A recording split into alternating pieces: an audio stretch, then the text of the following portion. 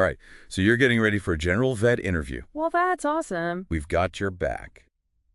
With RoleCatcher's insights, we can unpack common interview questions and help you knock their socks off. Think of this deep dive as like a crash course in interview awesomeness, plus some, insider tips to really help you shine. Yeah, it's not just about knowing the right answers, though, is it? Right. It's about understanding what those interviewers are really looking for. We're going to unravel the hidden meanings behind the questions and give you the strategies to show off those skills and passion. Exactly. And then on top of that, we're going to explore how RoleCatcher's AI can give you that personalized edge, from tailoring your answers to the specific job roles to actually giving you expert feedback. All right, so first let's set the stage. Imagine you are the interviewer. What makes a general veterinarian really stand out? Well, according to RoleCatcher's career guide, it's more than just loving animals, right? It's about being like a master of all trades. You're an independent clinician, a skilled diagnostician, a surgeon, a communicator, and sometimes even a therapist for those worried pet parents. Absolutely. You got to wear all those hats while balancing animal welfare with public health concerns. It's challenging, but man, it's incredibly rewarding.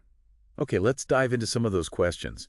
The first one that's in both the career and interview guides is, can you describe your experience working with large animals? It seems pretty straightforward, but what's the interviewer really getting at here? You know, what's tricky about this question. It's a chance for you to show off how comfortable you are with hands-on experience with large animals. But it's also about how you can problem solve and adapt to those unpredictable situations. So instead of just listing off all the animals that I've worked with, I should focus on those specific situations that highlight those skills. Exactly. Think about those challenging moments that really tested your knowledge and your resilience. Maybe it was a difficult calving, or a horse with colic, or even managing a herd health issue. And even if I wasn't like the lead vet in those situations, I can still talk about what I learned from observing and assisting those more experienced professionals, right? Absolutely. Those learning moments are gold. They show initiative, a thirst for knowledge, and the ability to apply those lessons to future scenarios. The interviewer might actually dig deeper into a specific case, ask you to describe your role, the challenges that you faced, the outcome. That makes sense. Preparation is key. Mm-hmm. Now, what about the question, how do you handle difficult or emotional situations with clients? This one feels like it's all about empathy and communication. It is. It's about understanding that being a vet is more than just treating the animals. It's about connecting with people who are often stressed, worried, or even grieving. Oh, I totally agree. I remember this one time when I had to euthanize a beloved family pet. It was heartbreaking, but I really focused on listening to the owner, validating their feelings, and explaining the procedure with as much compassion and sensitivity as I could. Sharing personal experiences like that while remaining professional shows genuine empathy.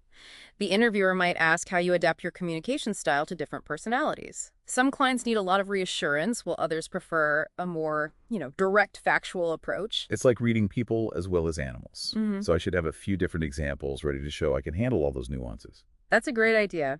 RoleCatcher's AI can be a total lifesaver here. It analyzes your answers and suggests how to tailor them to those specific job roles or company cultures.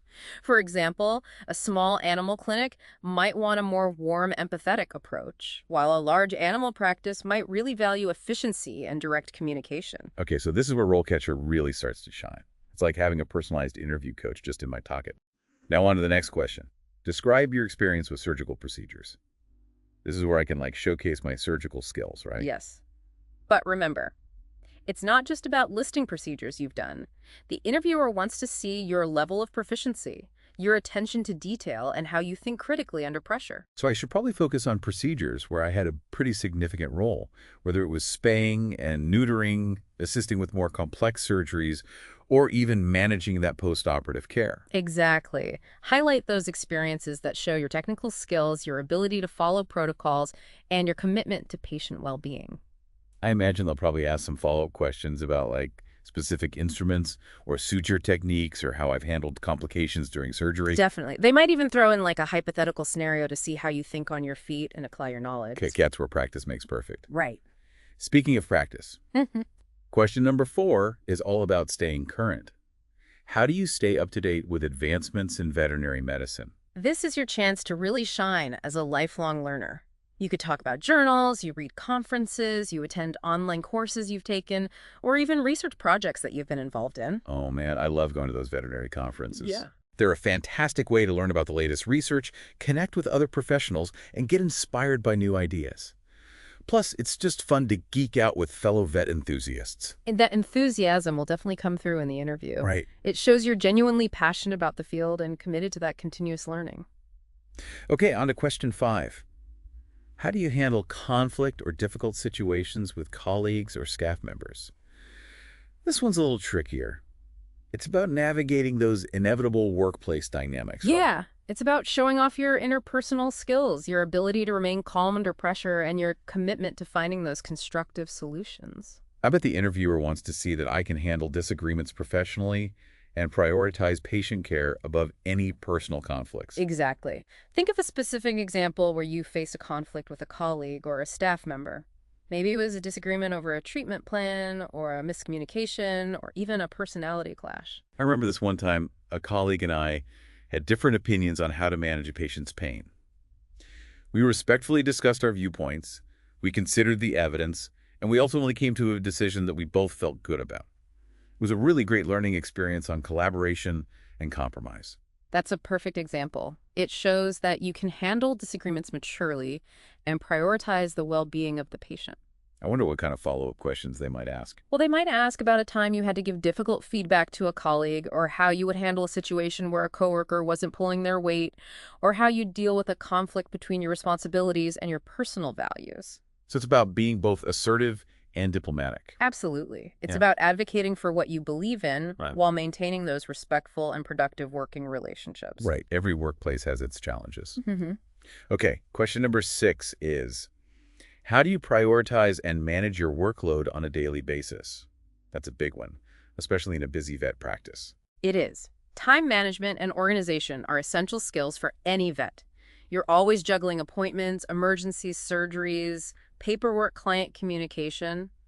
The interviewer wants to know that you can handle all that pressure and stay on top of your responsibilities. I'm a big fan of to-do lists, scheduling blocks of time for certain tasks, and using technology to streamline my workflow. That's a great start. It shows you're proactive and organized. But they might also throw in a curveball, like asking how you handle unexpected situations that totally disrupt your carefully planned schedule. Oh, like an emergency surgery that throws everything off. Exactly. Think about those moments when you had to adapt and reprioritize on the fly. Did you reschedule appointments, call in extra help, or stay late to make sure that an urgent case was handled properly? Oh, that's a good point. I definitely want to highlight that ability to stay calm, problem solve effectively, and maintain that high standard of care even when things get a little crazy. Precisely. It's about being both efficient and adaptable, which are crucial qualities in a fast-paced environment like that. Okay, now for a question that might throw some people off, can you describe your experience working with exotic animals? This isn't your typical cat and dog scenario. That's right. This question is your chance to showcase your passion for unique and diverse species. The interviewer wants to see if you have a genuine interest in exotic animal medicine and if you're familiar with the specific challenges they present. I don't have tons of clinical experience with exotics, but I did volunteer at a reptile rescue center during vet school. I learned a lot about their anatomy, their physiology, and handling requirements. That's a fantastic example. Even if you don't have a ton of clinical experience, highlighting your volunteer work research projects or any specialized training you've received shows your dedication to this area of veterinary medicine. What kind of follow-up questions do you think they might ask about exotics? They might ask about your knowledge of specific exotic animal diseases, husbandry requirements, or ethical considerations surrounding their care. They might even ask about your experience with anesthesia or surgery on exotic species. This is definitely an area where I need to do some extra research and really be prepared. And remember, it's okay to acknowledge your limitations. You can always say something like, while my experience with exotic animals is limited, I'm eager to learn and expand my knowledge in this fascinating area. Okay, last but not least, question number 8. Can you discuss your experience working with shelter animals? This one seems to go beyond just clinical skills. What's the underlying message here? It's about understanding that working in a shelter requires a unique blend of compassion, resilience, and adaptability. You're often dealing with animals with unknown histories, potential behavioral issues, and a range of medical needs. I volunteered at an animal shelter all throughout vet school, and it was one of the most rewarding experiences of my training. I learned so much about animal behavior, disease prevention, and the importance of providing compassionate care to animals in need. That's a great example. Highlighting your shelter experience shows your commitment to animal welfare. your ability to work in a challenging but fulfilling environment, and your understanding of those broader issues that face animal populations. I'm sure they'll have follow-up questions about my specific experiences at the shelter. Yeah, they might ask about your experience with specific shelter procedures like intake exams, vaccination protocols, or behavior assessments.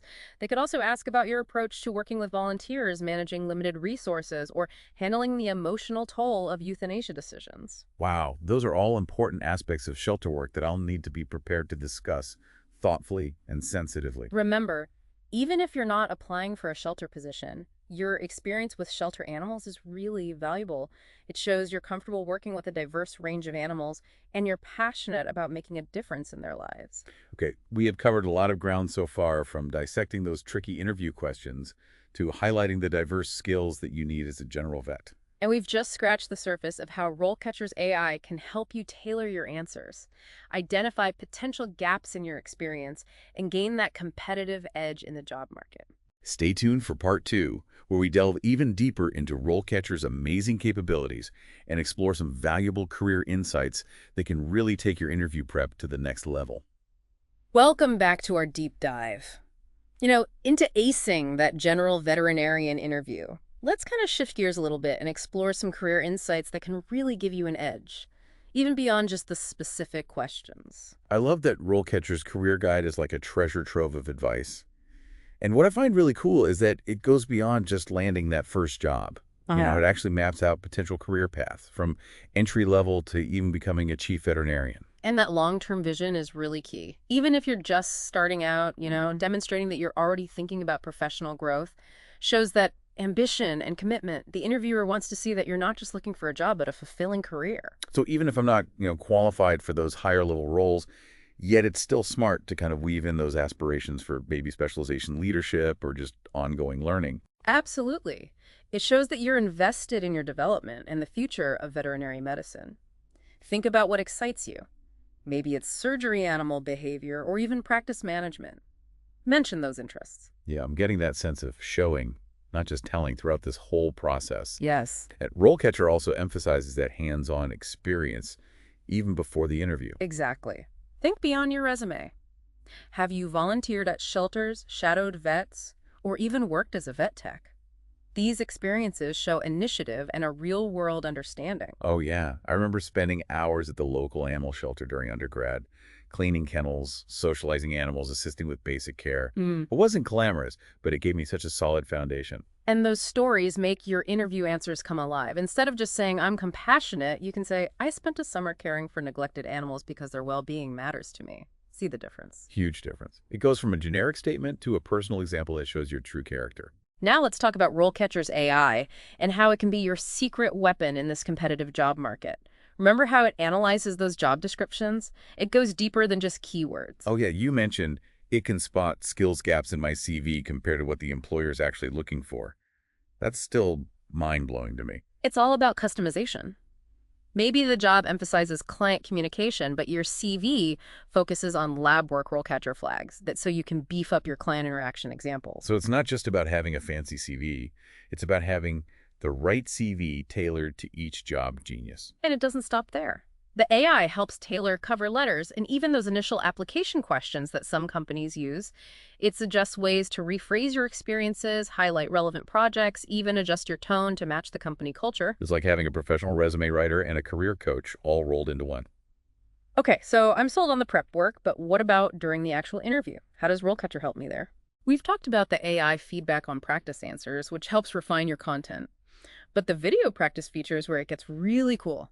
You record yourself answering questions, and then RoleCatcher analyzes your video. Wait, it looks at my body language, my pacing, even my tone of voice, like a mini interview studio in my laptop. Exactly. It gives you those insights that you'd never get just practicing in the mirror. Are you making eye contact?